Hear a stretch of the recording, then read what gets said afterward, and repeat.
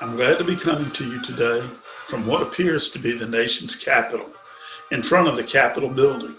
The Capitol building, which houses our Senate and our Congress who enact the laws that govern the United States. I'm here today to talk to you about one specific law, the Americans with Disability Act. I want to give you a brief overview and a little bit of insight to the law.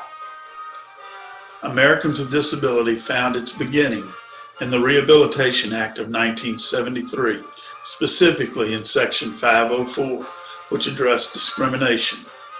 In 1990, Congress decided that it was not specific enough and developed a law that was designed specifically to address the issues of individuals with disabilities.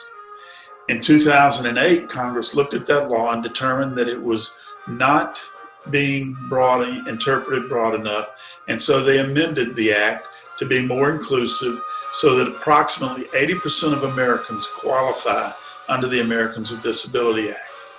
Fran U is covered under Title III, which is the area for post-secondary education in private institutions. 3 agencies oversee the Americans with Disability Act: the OCR, Office of Civil Rights, the DOE, Department of Education, and the DOJ, the Department of Justice. All 3 have equal purview and oversee every aspect of the law. The intent of the law is to ensure that everyone has a level playing field, no matter what their situation, that they have access and opportunity to avail all that they can find in their life that's helpful and beneficial, all of the privileges that are given to anyone else, an opportunity to participate. Who qualifies under ADA? ADA states in order to qualify, an individual must be recognized as having a mental or physical impairment. How does it define impairment? An impairment is any substantial limitation in at least one major area of life function. This might be self-care, it might be academics, it might be occupational, it might be social, it might be familial. It could be religious activities or public activities and public services. And what does it mean for an individual to be recognized? To be recognized means that they have been observed by a professional, an instructor, or someone in their life experiencing a disruption in life function because of barriers and hindrances.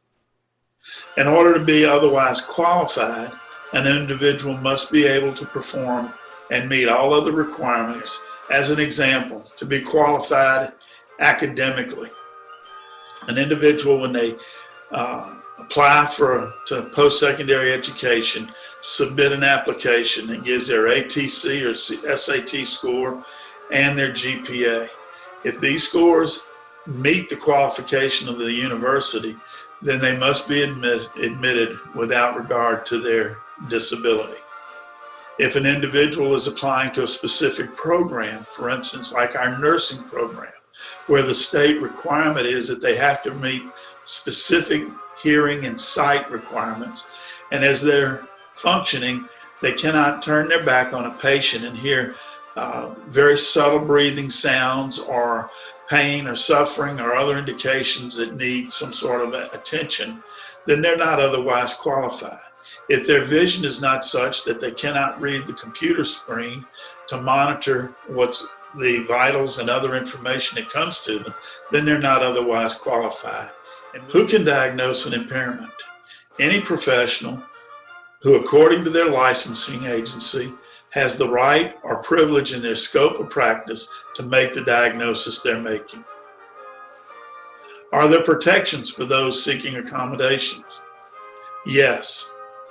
There is a requirement that you cannot put any undue burden of documentation on an individual coming for accommodation. ADAAA does not require documentation at all. As a matter of fact, lack of documentation is not even considered a defense for denial of accommodation. You cannot require the individual to give proof or demonstrate their impairment.